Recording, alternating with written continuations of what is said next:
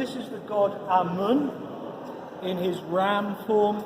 He could be Ammon, he could be Amen, because we don't get the vowels, we just get, it's a bit like the Hebrew, you just get the consonant. So he's the god Amun. And I'd say I love this piece. I'm not an idolater, but there's something about this piece I find quite beautiful. If I could have that on my study desk, I would. I wouldn't bow down to it or anything, light a couple of candles perhaps, but other than that, it's just a stunning piece. Beneath his protective chin is a pharaoh. I want to know who the pharaoh is. Where am I going to look? Well, his belt is way too small to have a cartouche on it, but at least you're remembering the right thing. His name is around the outside. His name is Taharqa.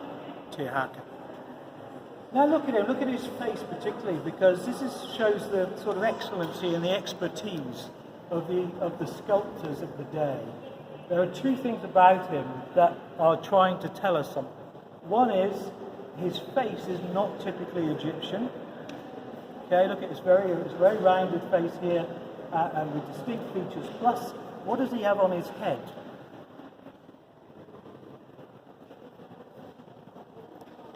Cobras? Looks like two cobras. It looks like two cobras because it is two cobras. So again, everything tells us something. One cobra, I'm the king of Egypt, defender of Egypt. A second cobra means I also have another kingdom. And his other kingdom is Ethiopia or Cush. Okay? So he is an Ethiopian pharaoh, king of Egypt. Everybody thinks all the pharaohs were Egyptian. They weren't, it's just whoever won the last battle. And in this case, we're about 700 BC. The pharaoh of the time is Taharqa Cushite. And so he tells you, I've got two kingdoms. Okay? Here is where we actually get a pharaoh name in the scriptures, because we've moved on. That guy, 1250 BC. We are now 701 BC exactly. What is happening in 701 BC? The great Assyrian king Sennacherib, who we're going to meet in a minute, is on his way down through Israel, through the northern territories, city by city, besieging and destroying them. He is on his way to Jerusalem, where the big guy sits. The big guy at the time on the throne is Hezekiah.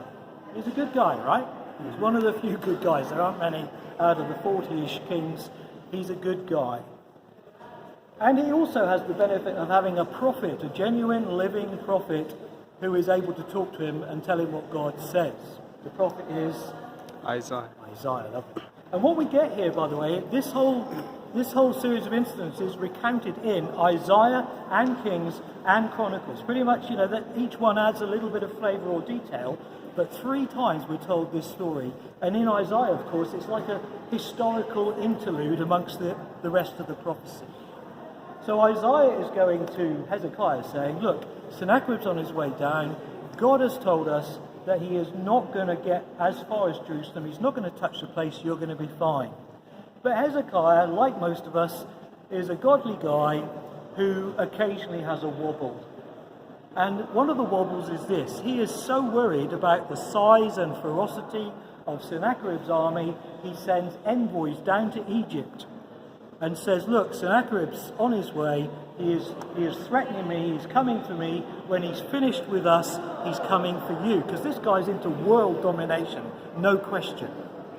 And to be fair to Taharqa, who actually at this particular moment is the crown prince, but he raises an army, he comes up into Israel, he engages Sennacherib, he gets a right kicking for his troubles, and he goes away again. And it is as if God is saying, thank you, Taharqa, for coming to help Israel, but we don't need you, because I have another way of resolving this problem, which we'll see very, very clearly laid out for us in history and archaeology, right here in the museum. So Taharqa's a good guy. He came to the help of Israel when they called. And I don't know if we're meant to make this connection at all, but think about the book of Acts, think about the gospel starting to go out from Jerusalem and Judea, Samaria to the ends of the earth. Where is the first place we are told in the ends of the earth section that the gospel goes?